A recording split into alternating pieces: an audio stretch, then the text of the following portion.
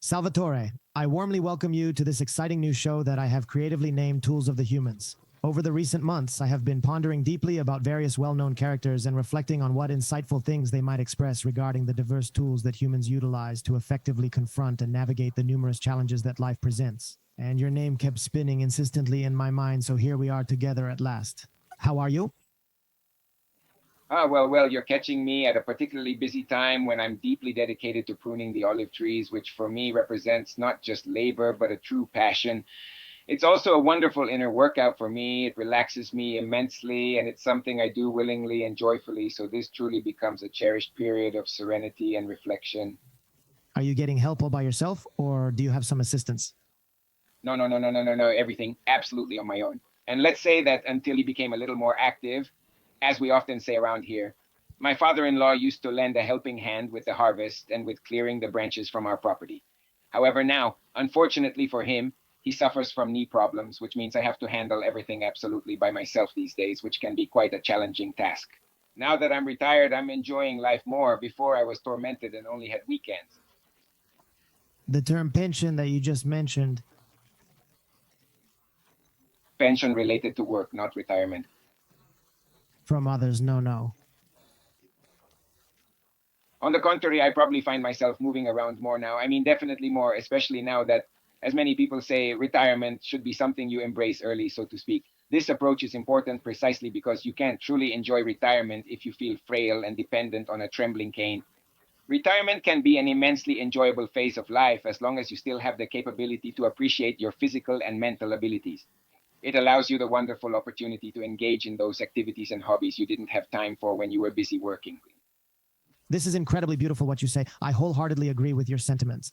No, Salvatore, what some people define as an extreme traveler or a total traveler, if I were to sit here and meticulously list all the trips, the diverse routes I've taken over the years, it would genuinely take us more than 2 days, perhaps even a whole week to recount them all. However, if you want to delve deeper, if the listeners want to explore further, they can find everything on his website, adventure.it, where among images and stories they can immerse themselves in these journeys. In addition to being a retired professional technician, Salvatore is also a karate instructor, black belt, fifth dan, and therefore an athlete as well.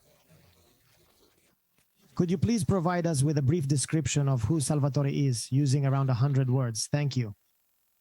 Essentially, I'm just an ordinary person, much like everyone else, with my own unique experiences and stories to share. A little anecdote. Once, while going to the studio, I ran into someone and I had a cold because, fortunately, I am quite resilient by nature. However, when it comes to colds, sore throats, and sniffles, this person saw me and exclaimed, "Excuse me, how can someone like you catch a cold from this virus?" On the contrary, I even catch my colds during the warm summer months. I seem to take my colds regardless of the season. That said, I am a perfectly ordinary person, let's say, but I was born with this profound and unwavering passion for nature with a capital N.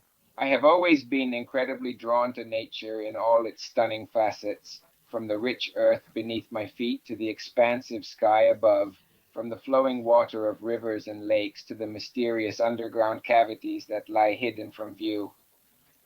As I grew up, I consistently felt this intense need to uncover the secrets of nature, and to do that, of course, you had to adapt to certain thrilling themes. For example, I became a parachutist, not necessarily to explore the skies, but to experience the exhilarating thrill of seeing the world from above, from the vantage point of the air. That's a feeling that many curious people often ask me about. They are eager to know what it truly feels like. The simplest thing I can say that struck me a lot is the silence, in the sense that when I was launching myself, I saw all the cars, the truck roads, the trains. I saw everything, right? It was emotional yet entirely silent. An incredible thing. You are on the ground, a car passes by, a train passes, anything passes, you always hear noise. Seeing everything in silence is a strange effect. So I became a climber or a speleologist, indeed, going into underground cavities. And I dedicated myself to everything that could allow me to immerse myself more than ever in nature. The foundation was an intense scouting life that I had in my youth. So that's it. I believe I have around 40 to 100 words, 300 words that. No problem, no problem. I mean, this is about inserting you into the elements, right? Nature has consistently played a pivotal role in guiding your experiences and choices. I mean, although I participated in scouting for only a brief period, I distinctly recall that deep immersion in nature was truly at the heart of everything we did. These days, however, our conversations focus more on urban mobility and the various activities we can engage in within city environments, don't you think? Nature always offers a delightful escape from daily life. For you, it almost seems like it wasn't merely an escape, but rather a vibrant reality that you genuinely loved living, one that you've always cherished and continue to embrace wholeheartedly. Because, I mean, To engage in it while remaining cautious and light footed. In other words, it is abundantly clear that I am not uncovering anything particularly novel by stating that nature in all its diverse forms must be respected deeply and that we should consistently approach it with the utmost respect and reverence. It's nonsense. You know, once while traveling in northern India, specifically in the vast Thar Desert, I found myself completely alone with my trusty motorcycle, and then I wondered what I usually do in such situations. I'm leaving the bike. I'm going for a ride among the dunes. So then on the way out, I don't know how it ended up there. I don't know how it ended up there. At the bottom of a towering dune, nestled in a small hollow, there lay an empty can of Coca-Cola that the gentle wind was causing to shift slightly. So on the soft sand, I could hear the faint sound of this can. And I repeat with emphasis, I truly don't know how I ended up in that peculiar place. I mentioned that maybe I arrived there via a plane, but honestly, I'm unsure because I find myself returning to the vastness of nothingness that surrounds me. I come away from that unsettling experience and begin to head back towards my motorcycle.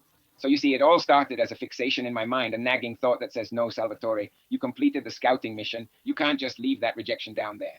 I respond, yes, very well. It's not that I want to abandon it, but I feel entirely alone in this situation. If I decide to go down, it's because it was at the bottom of a, let's say a steep dune. I say that if I don't manage to climb back up, it's because, there are moments when the sands of time seem to whisper, yes, yes, actually, as I vividly imagine my journey ahead. But there was a deep, unsettling inner conflict. What are you doing? Forget about it for just a can of Coca-Cola, but come on. Then I said no, and Salvatore's other light bulb went off saying no to you, Salvatore, tonight when you go to bed and you left that can there. It starts. oh my, how terribly unwell you seem to be. I swear now by the enchanting fairy tale, and with only a hint of hesitation, I ventured to retrieve it. Yet there is no true satisfaction in that moment, especially when I was, so to speak, out of the perilous situation. So we want to call it that. Regardless, you know how when you find yourself alone, even what may seem trivial can become significantly amplified in importance. Absolutely. I've occasionally found myself training on a challenging bike path in the vast desert. On the weekend, there are usually thousands of people around, right? Sometimes it happened to me during the week or in the morning when people are at work. I worked in the evening. I would go for this ride. And when you're 50 or 60 kilometers into the desert, now they've built things, but 7 or 8 years ago, you looked around and thought, okay, I have spare tires, I have inner tubes, and by chance that day, a spoke on my wheel broke. It's not a dramatic thing. Slowly I made my way back. But when they saw me coming back with one wheel like that, one broken and one bent, the mechanic was surprised. But it turned out fine, and I was alone. I could have called someone. They might have come to get me, but I would have spent an hour or an hour and a half waiting if they found me right away. You know that feeling of solitude, right? However, let's consider that in your specific case, it's not actually the radius bone that has sustained the break. This is the way I tend to analyze situations like these. It's not so much the spoke that broke at that moment, I say, just a moment, but is it the beginning of the breakage of the spokes? That is, It is not learned. The waterfall thing. if I had broken just one, or even if I had 100 in total, right now I'm left with only 99.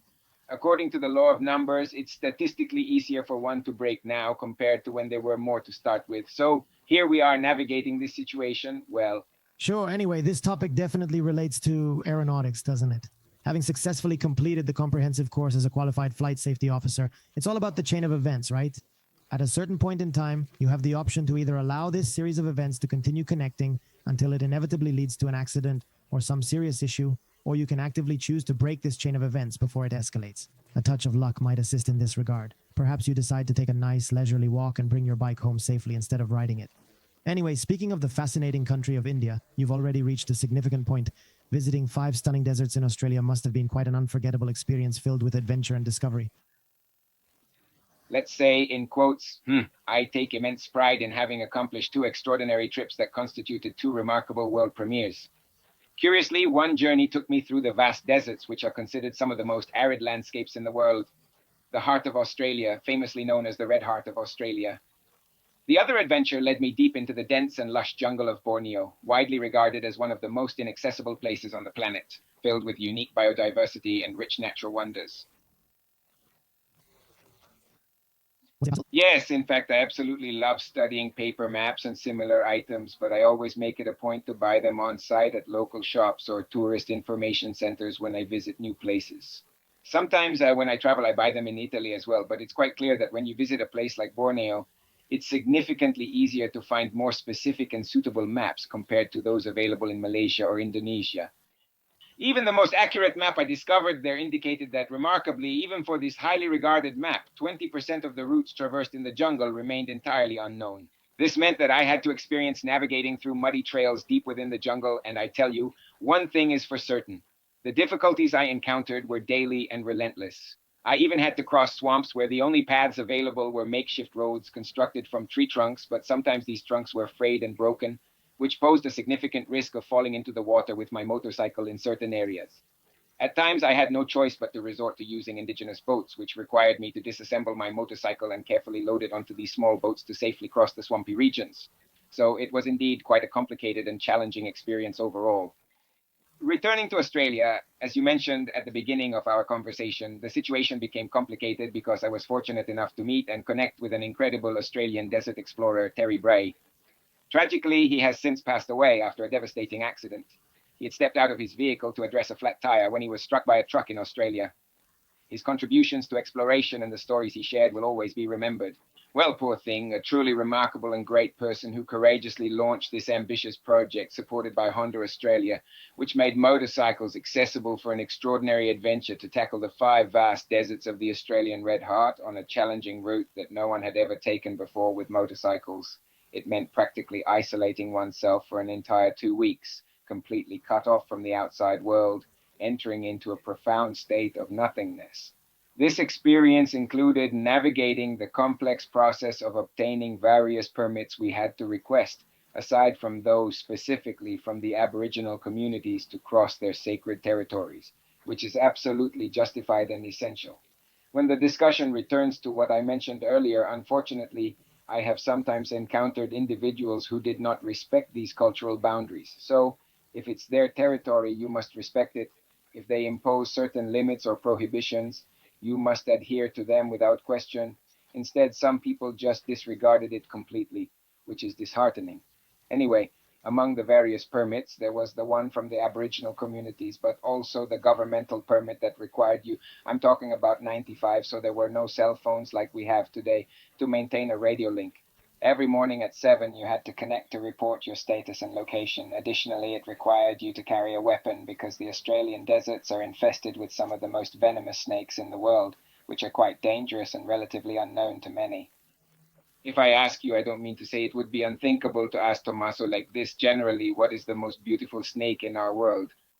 Instinctively, there are those who are mamba, cobra, crotalus, no, nothing. The most beautiful and captivating thing in our vast absolute world is Taipanfir, a mysterious entity of incredible merit that, with just a single venomous bite, possesses the lethal potential to kill if diluted with the blood of 220,000 pigs. In other words, there were also the dingoes, those cunning and predatory dogs that could launch a surprise attack on unsuspecting individuals during the night, especially since we were unprotected and sleeping on the soft, exposed sand. To add to our plight, there was a forgotten hat lying on the sand, which inadvertently attracted the attention of these wild dingoes, leading to yet another alarming encounter. To accomplish our plans, we obviously needed a sufficient supply of gasoline because without it, we would have had no choice but to rely on some jeeps. These vehicles would travel at our leisurely pace, and by evening, the support crew would catch up with us, bringing gas cans to refuel. However, at one point, they also ran out of fuel, and we found ourselves in a situation where we had to arrange for gasoline to be delivered to us, reminiscent of an airplane's fuel delivery process, to keep our journey going smoothly. Sure, sure. However, as you know, in Australia, distances are all relative because schooling is done remotely via computers and televisions, and in isolated areas, energy is provided by solar panels. So the famous flying doctors, when you call a doctor here, they arrive by car, there they arrive by regular grass.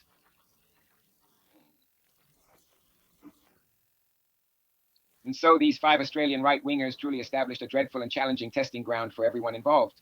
I remember arriving one day, and I swear that the gas throttle seemed to lose all responsiveness. It wasn't that I couldn't feel it at all anymore. It just completely stopped working, leaving me feeling frustrated and bewildered by the situation. The environment was tense, and the mechanics were failing at the worst possible moment. I was so exhausted by the evening that I couldn't even manage to zip up my sleeping bag.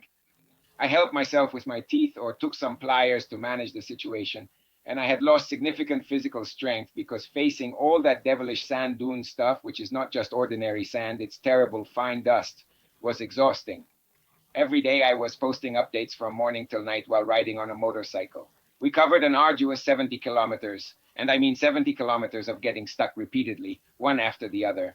Then accidents inevitably happen, and people end up getting hurt. It was quite a challenging undertaking, to say the least. Well, At one point, you hadn't decided on the two wheels. You could have said, okay, I'll do it with a Range Rover or I'll do it with a Cherokee, right? You selected two wheels. Where exactly is the ultimate challenge of the two wheels? Because the two wheels are ultimately a challenge, right? I mentioned that I would complete the task using one of those small buggies, or perhaps with the trucks that travel to Paris by road. I would carefully pack everything inside, take my time, and ensure I make it to the destination by the end. well, let's say that sometimes there are those passions that arise innately within us, and I was fortunate enough to be born with a strong predisposition towards motorcycles. Curiously enough, during my time serving in the military as a paratrooper, I was entrusted with the important responsibility of managing the supply unit, which further shaped my experiences and interests. This meant that sometimes I had half days, but really, yes, I went to train because I enjoyed it. We had the gym available to us, but sometimes I also had some gaps. I was locked up in this office, and one day I was hit by a map, and I started thinking, oh, wow, someone with a motorcycle could go anywhere. I looked at the world and thought, would I like to ride my motorcycle somewhere? So I was thrown in there, closed off. One day, a close friend of mine accidentally got hurt during a sports throw, so he promptly went to the hospital. There in the beautiful city of Pisa, I decided to visit him before making my way to his room. When it comes to those unexpected coincidences that life throws our way, I noticed a motorcycle magazine resting casually on a small table nearby. As I waited to return to the room since the doctor was attending to him, I absent-mindedly flipped through the pages of this magazine. To my surprise, I came across an article featuring two adventurous guys who, back in the vibrant 70s, had embarked on an incredible journey to Africa on two motorcycles. They had taken an unforgettable trip through Morocco, Algeria, Tunisia, and other remarkable places. That was the memorable day. Spark. Me then, How old were you? How old were you? 20 long years, 20 years, what have I truly accomplished? Waiting. While participating in parachuting, we naturally received a HIP allowance, which was a small financial benefit. This additional income provided me with the opportunity, when I was finally discharged from service, to purchase a second-hand motorcycle. With that bike, I was able to plan and embark on this exciting trip I had long dreamed of taking. I was away for a month. I always remember it. A month, 9,276 kilometers. This gasoline cost 720,000 lire at the time. Clearly, it was not a day passed within any walls. Instead, all nights were spent in tents pitched on the warm sand, skillfully hidden by lush vegetation, especially when I was near what might be considered an urban center. This remarkable journey allowed me to retrace the steps that these adventurous boys had once taken, and the combination of our experiences was truly beautiful. Remarkably, this was just 3 years ago. After a span of 40 years, I picked up the magazine again to read it, recalling that I had initially read it back then, but then left it set aside. At that time, I would have never imagined that I would one day have the opportunity to retrace the footsteps of those boys.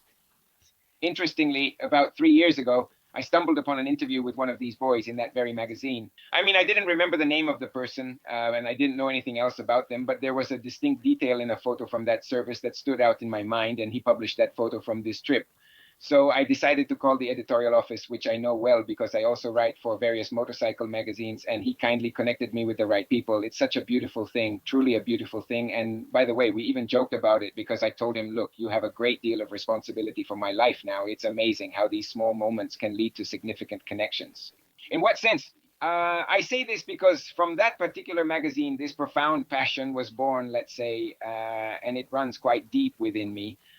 However, the most significant aspect is that through this passion, I was fortunate enough to meet a wonderful wife. And if I met a wife, I automatically acquired a mother in law as well. So just imagine how much love and connection I have gained, and a very nice bond developed between us over time. Therefore, returning from Australia was truly a wonderful experience that I hold dear to my heart because we went through quite a lot together, having bravely escaped that metaphorical hell, so to speak. One last important detail: when I returned, we made our way back to Alice Springs, which is near the famous Uluru, commonly known as Ayers Rock, right? What a magnificent stone monolith, truly a remarkable symbol of Australia. I took a taxi to the airport for my flight. The taxi driver, having seen motorcycle gear, says, "Yo, excuse me, but where did you go on the motorcycle like that?"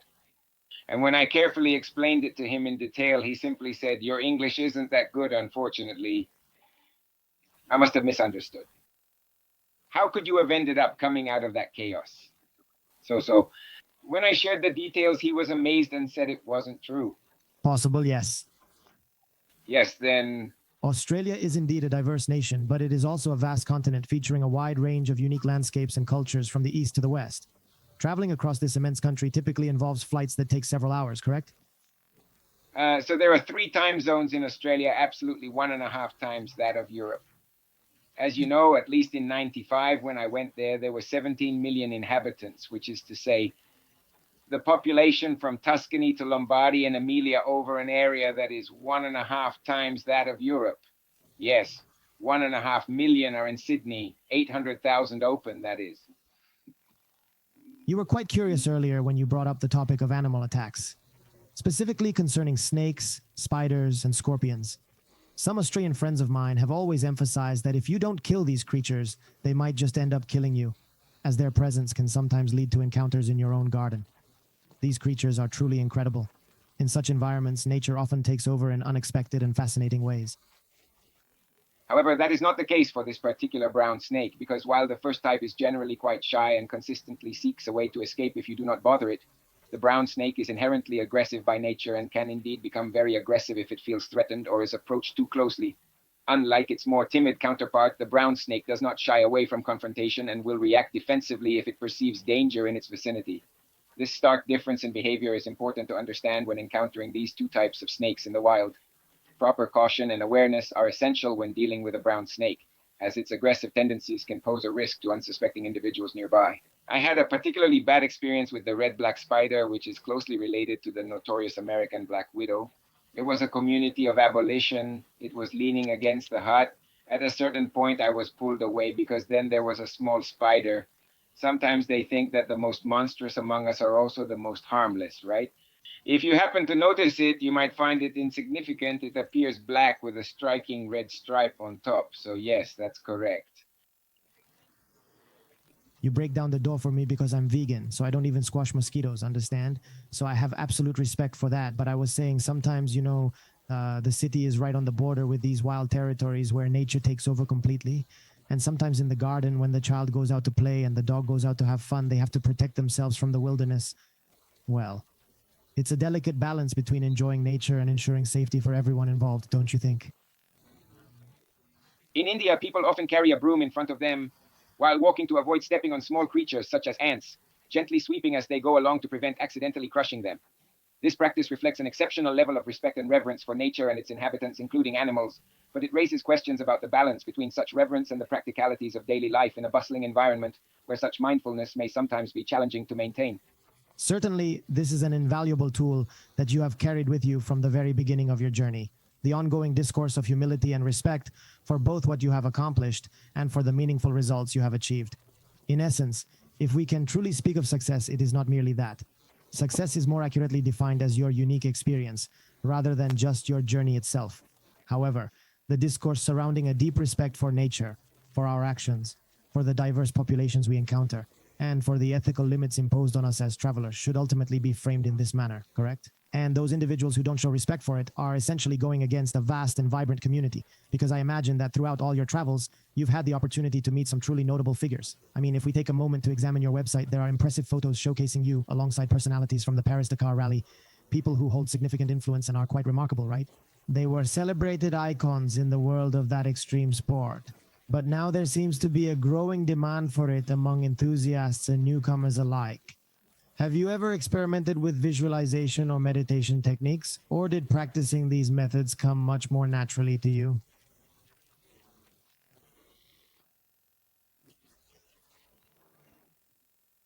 Allow me a moment on the tail end of the speech you gave earlier, returning to the famous respect for nature, the approach, the places you go, etc.